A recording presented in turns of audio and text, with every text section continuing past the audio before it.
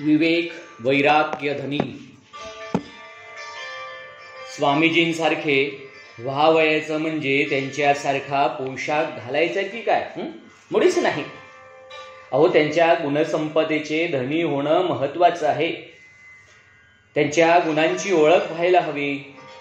त्या गुणांपाठचा तात्विक आधारही समजून घेतला पाहिजे. कोणत्याही काळापेक्षा वर्तमान भारतीय युवकांनी स्वामीजींचा समग्रपणे परिचय करून घ्यायला हवा. जगभरातील सुचितेची घसरण रोखण्याचं देवदत्त कार्य आपल्याला करायचं आहे. ही घसरण एवढ्या वेगाने होत आहे की एकही दिवस वाया घालवणं मानव्याचा घात करण्यासारखं आहे. विवेक आणि वैराग्यातूनच विशुद्ध चारित्र्य निर्माण होतं. शुचितेच्या ऱ्हासावर चर्चा, परिसंवाद, व्याख्यान हा मार्ग नसून चारित्र्य निर्मितीचा स्वतःपासून विनाविलंब प्रारंभ करणे हाच खरा उपाय आहे. निर्माणों के पावन युग में हम चरित्र निर्माण न भूले, स्वार्थ साधना की आधी में वसुधा का कल्याण न भूले. हेच खरं. विशुद्ध चारित्र्याचा परमोच्च आविष्कार म्हणजे स्वामी विवेकानंदांचं व्यक्तिमत्व. अहो, बुद्धिमत्तेचं ते जसं महत्वाचं असतं तसंच विवेक बुद्धीही महत्वाची असते.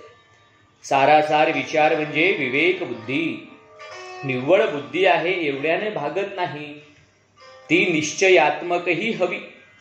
विशुद्ध चारित्र्याच्या सहवासातच बुद्धी नेमका निश्चय करू शकते. असे चारित्र्य वैराग्य वैभव असेल तरच निर्माण होतं. स्वामीजी वैराग्य मूर्ती होते. वैराग्य भावाचे मोल समजले आणि वैराग्य वृत्तीची जोपासना केली असं घडणेही फार कठीण असतं.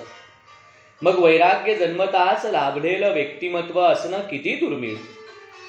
स्वामीजींना वैराग्य म्हणजे काय हे कळायचंही वय नसल्यापासून वैराग्य लाभ झाला होता. बुद्धीचा थोडा कमी जास्त असल्यानं बिघडत नाही, पण वैराग्य वृत्तीची मात्र दृढच हवी. वैराग्य म्हणजे वैतागही नव्हे की निष्क्रियताही नव्हे. उलट उत्तमरित्या कर्म करून अगदी धन्यवादाचीही अपेक्षा न ठेवता कर्मफळ आणि कर्तेपणापासून स्वतःला दूर ठेवणं म्हणजे वैराग्य. स्वामीजींनी ज्या महान कर्मयोगाचं आचरण आणि प्रतिपादन जन्मभर केलं त्यासच वैराग्य म्हणायचं. निस्वार्थ भाव, विनम्रतेने सेवा, सत्याचा आग्रह, निरोगी कर्म प्रेरणा या मूल्यांनीच वैराग्य भाव अंकरतो, विकसित होत जातो. हे नसेल तर ज्ञानही संपतं, वैराग्यही संपतं, चारित्र्यही संपते.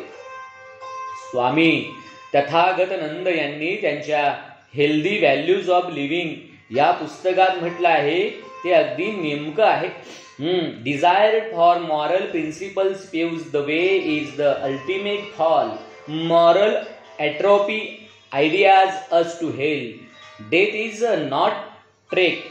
Really speaking, our misfortune lays in vain, dies within us while we lie. हे आतलं काय तत्व आहे आणि कोणत्याही परिस्थितीत ते कसं जिवंतच ठेवायचं हे स्वामीजींचं जीवन पाहून कळतं. भुवनेश्वरी देवीच्या संस्कारानं स्वामीजींच्या चारित्र्याचा पाया घातला गेला होता. अनुसूचित जो प्रकार आहे तो अनुचित प्रकार प्रत्येकासमोर अधूनमधून येतच असतो. अहो, मनाची दुर्बलता असेल तरच माणसाचं पहिलं पाऊल त्या रस्त्यावर पडतं. पुढचं काम मग तो मार्गच करतो. अशा पथकाकडे नरेंद्रांचे पाऊल तर राहोच, साधी दृष्टीही कधी केली नाही. मनाचं पावित्र्य एवढं समर्थ होतं की मोहात पाडणारा कोणताही प्रसंग यशस्वी होऊ शकला नाही. केवळ वाईटाची घृणा असण्यानेच माणूस चारित्र्यवान राहतो असं नाही. उत्तमाची, अत्याधिक उत्तमाची, सर्वोत्तमाची ओढ लागली तरच चारित्र्य विमल राहते. नरेंद्रनाथांना लागलेली त्या सर्वोत्तमाच्या शोधाची तळमळही, त्यांची विमलता, त्यांचं वैराग्य वर्धिष्णू ठेवत गेली. अगदी बालवयातच नरेंद्रांना संन्यासांचं आकर्षण असण्याचं तर्कसंगत कारण कोण ते सांगता येईल बरं? राम जानकीची भक्ती सोडून शिवाच्या आराधनेकडे बालवयातच वळण्याचं कारण वैराग्यच तर होतं.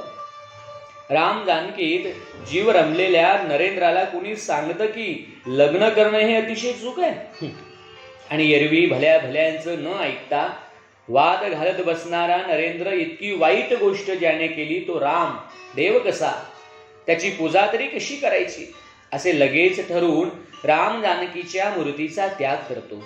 त्याची संगती लावायची तर एवढंच म्हणता येईल की वैराग्य वृत्तीला पोषक अशा कशाचाही नरेंद्रांच्या मनावर चटकन परिणाम होत होता. याच पुष्ट वैराग्य वृत्तीला आत्मज्ञानाची ओढ लागते. स्वामीजींची प्रकृती ठीक नसल्याने त्यांची थोडी विश्रांती सुरू होती, पण आत्मज्ञान संपादित करण्याची भूक त्यांना स्वस्थ राहू देत नव्हती. ते आपल्या गुरु बंधूंना काही गोष्टी सांगत एकदा त्यांनी नम्र स्थितीत रस्त्याने निघालेल्या साधूविषयी गुरुबंधूंना सांगितलं. रस्त्यावरची टार्गट मुले साधूला सतावीत होती. पुढे ती दगड मारू लागली. शरीरातून रक्त वाहू लागलं. साधू निर्व्याज रीतीनं खदा खदा हसत होता. स्वामीजींनी त्याला पकडलं, जखमा साफ केल्या, पण त्यावेळीही तो साधू मस्त हसत मुलांनी दगड कसे मारले, कशी गंमत केली हेच सांगत होता. शेवटी तो साधू कृतज्ञतेनं म्हणाला, तो विश्वनाथ अशा रीतीने आपल्या बरोबर खेळत असतो बरं. स्वामीजी हे सांगून म्हणाले, अशी साधना व्हायला हवी. स्वामीजींच्या मनात वैराग्याची कल्पना किती तीव्र होती हे जर जाणून घ्यायचं असेल तर गुरुबंधूंचा स्नेहभाव ही सुद्धा मायाच आहे. आपल्या वाटेमध्ये तो अडथळाच आहे. अशा स्नेहानं निश्चयात विघ्न निर्माण होतं. साधूंना दूर राहते ती साधना दूर होते. मी आता मायेच्या कोणत्याही स्वरूपाने जखल जायचं नाही असं ठरवलंय. या वाक्याचा शांतपणे विचार करायला हवा. माया कोणत्या स्वरूपात येईल याचा काय भरोसा? सहयात्रिकांचा स्नेहही पाश होऊ शकतो असे मानणाऱ्या स्वामीजींच्या वैराग्याची उंची व खोली आदर्शच नाही का? वैराग्याचं व्रत घेण्याची सत्व परीक्षाही पाहिली जाते. स्वतःच्या सद्गुरांचे अलोभित्व तपासून पाहण्यासाठी त्यांच्या अंतरुणाखाली 1 रुपयाचं नाणं ठेवणाऱ्या नरेंद्रनाथांना नियती विना चाचणी कशी सोडणार होती? श्रीमंत मित्रांसोबत नरेंद्रांचं खेळणं, खाणं, गप्पा गोष्टी असे विनोद सुरू होते. गाणे बजावणंही झालं. नरेंद्रनाथही गाण्याच्या आनंदात सहभागी झाले. जराशाने थोडी विश्रांती घेण्यासाठी ते एका खोलीत गेले. तेवढ्यात मित्रांनी पाठवलेली एक तरुण नृत्यांगना त्या खोलीत प्रवेश करीती झाली. दोघांच्या गप्पा सुरू झाल्या. युवतीने स्वतःच्या आयुष्यातील काही प्रसंग, स्वतःची दुःखे सांगितली. नरेंद्रनाथ सहज स्वाभाविक सहानुभूतीने सारे ऐकत होते. नरेंद्रनाथांच्या सहानुभूतीचा विपरीत अर्थ घेऊन ती जवळीक साधू लागली. तिने तिच्या मनातला आशही लपून न ठेवता प्रकट केला. एका क्षणात नरेंद्रांनी हे टाळलं. सावध होत ते उभे राहिले आणि म्हणाले, क्षमा करा, पण आपणाबद्दल सहानुभूती आहे. असे जगावे लागणे मानसिक दुर्बलता आहे. पण ठरवाल तर तुम्ही आज ना उद्या त्याच्यावर विजय मिळवाल. आणि ताडकन तेथून बाहेर पडले. हा प्रसंग तर मित्रांनी काहीशा स्नेहबुद्धीने घडवून आणला होता असे मानता येते. पण ख्रिश्चन मिशनऱ्यांनी तर स्वामीजींना पतित करण्याचे कारस्थानच रचलं होतं. अमेरिकेच्या प्रवासात स्वामीजींची लोकप्रियता वाढत होती. निर्भयपणे ते ख्रिस्ती धर्म प्रचारकांच्या उणिवा आणि ढोंगांवर कळाडून प्रहार करीत होते. मिशनऱ्यांनी विरोध केला, शिव्याशाप दिले, पण स्वामीजी स्वामीजींची सर्वांना भारी त्या ठिकाणी ते पडले. शेवटी एक अधम मार्ग मिशनऱ्यांनी अवलंबिला. सुंदर देखण्या तरुणींना भरपूर पैसा देऊन एका मोहिमेवर पाठविलं. काहीही करून त्यांनी स्वामीजींना भुलवायचं. अमेरिकेतील मुक्त वातावरण, सुंदरींचं तरुणपण, मिळणारा पैसा, या युवतींना वाटलं की हे तर भलतंच सोपं काम आहे. पण स्वामीजींच्या सहवासात त्यांचे मदनबाण निष्प्रभ ठरले. त्यांचे सारे मनसुबे निस्तेज ठरले. निरागस आणि पवित्र बालकाप्रमाणे स्वामीजींचं वागणं होतं. धर्माच्या नावाखाली असले कृत्य करणाऱ्यांना या कारस्थानात सपशेल पराभूत व्हावं लागलं. सेंट लॉरेन्स नदीमध्ये 1000 आयलंड पार्क बेटावर स्वामीजी आपल्या निवडक विदेशी शिष्यांसह राहत होते. सकाळी 8 ते रात्री 8 सत्संगच असे. ध्यान प्राणायामाचे प्रशिक्षण, वेदांत शिक्षण आणि काही अनौपचारिक गप्पाही होत. या दिवसात मिसेस फंक नावाच्या बाईंनी आपल्या मैत्रिणीला लिहिलेल्या पत्रात एका संवादाविषयी लिहिलं आहे. चर्चेच्या ओघात न राहून त्यांनी स्वामीजींना विचारलं की पाश्चात्य जीवनातील स्वैर, स्वच्छंदानं वागणारी आणि भुरळ पाडणारी एखादी विलोभिनी लावण्य चंद्रिका आपल्या समोर अभिलाषापूर्वक उभी राहिली तर काय होईल? स्वामीजींनी उत्तर दिलं तर त्या स्त्रीचं एका हिरव्या हिडीस बेडकीमध्ये तत्काळ रूपांतर होईल आणि बेडकाचे कोण कौतुक करेल? वैराग्य याचंच नाव असतं. स्वामीजींचं आत्मभान, आत्मज्ञान आणि अनासक्ती एकाच नाण्याच्या 2 बाजू होत्या. विवेक आणि वैराग्याच्या अशा क्वचितच आढळणाऱ्या व्यक्तिमत्वातील प्रेरणा तत्व आजही लक्षावधींचं चित्त आकर्षून घेतं. अनासक्तीचा भाव एकदा चित्तात दृढ झाला की मग प्रलोभनाचं स्वरूप लहान की मोठं, आकर्षण कामिनीचे की कांचनाचं हे प्रश्नच निरर्थक ठरतात. मंडळी, धनाच्या रकमेवरून अपहार दोषास्पद आहे की नाही हे थोडंच ठरतं. शिक्षेचे प्रमाण कमी अधिक असू शकेलही, पण अपहार करणाऱ्याचे पतन ते पतनच नाही का? तीर्थराम गोस्वामी नावाचे गणिताचे प्राध्यापक होते. तेच पुढच्या काळात स्वामी रामतीर्थ म्हणून सर्वांना ज्ञात झाले. लाहोरचा मुक्काम संपविताना स्वामीजींना त्यांनी एका सोन्याचं घड्याळ भेट दिलं. स्वामीजींनी मोठ्या प्रेमानं भेटीचा स्वीकार केला. काही क्षणातच स्वामीजींनी ते मौल्यवान घड्याळ तीर्थरामांच्याच खिशात ठेवलं आणि म्हटलं, मित्रा, मी घड्याळ स्वीकारतो, पण ते मी या खिशात ठेवू वापरीन. प्रसंग विशेष यज्ञात केलेले समर्पण सोपं असतं हो, पण पावलोपावली हात समर्पण भाव ठेवणं मोठं कठीण. ज्यांचे समग्र जीवनच महायज्ञ होतं त्यांनाच हे शक्य आहे. ज्ञान आणि वैराग्य सत्यनिष्ठेनंच जीवनात स्थिरावतं. ज्ञान, वैराग्य व सत्यनिष्ठा या त्रयीतूनच स्वाभिमानही प्रकट होतो. या सकल गुणसंपन्नतेनं व्यक्ती निर्भय बनते. स्वामीजी अशा गुणसमुच्चयाचे मूर्तिमंत उदाहरण होते. अलवार संस्थानाचे राजेसाहेब यांच्याबाबत घडलेला प्रसंग मोठा उद्बोधक आहे. राजे मंगलसिंह हे पुरते पाश्चात्य झाले होते. परिचय, गप्पा, अशा गप्पा टप्पा झाल्यावर मंगलसिंहांनी स्वामीजींना अनपेक्षितपणेच एक प्रश्न विचारला. स्वामीजी, आपण विद्वान आहात, आपण कोठेही चांगले पैसे मिळवू शकाल, मग हे घरोघर जाऊन भीक मागणं कशासाठी? मंगलसिंहांच्या या प्रश्नावर शांतपणे स्वामीजींनी प्रतिप्रश्न विचारला. ते म्हणाले, महाराज, आपण आपली राज्य कर्तव्य दूर सारून गोऱ्या लोकांबरोबर शिकारी वगैरे व्यवसाय करण्यात का गुंतता? मंगलसिंह उत्तरले, सांगता नाही येणार, पण मला ते आवडतं. स्वामीजी म्हणाले, याच कारणाकरिता मी सुद्धा संन्यासी होऊन हिंडत असतो. या प्रसंगात निस्पृहता आणि निर्भयताच दिसून येते की नाही? अमेरिकेत तर असे प्रसंग अनेकदा आले. आपण इतरांवर वाटेल तसे तोंडसुख घेऊ पण आमच्याविषयी कोणी बोलता कामा नये. या अमेरिकी उद्धटपणाला स्वामीजींनी कधीच भीक घातली नाही.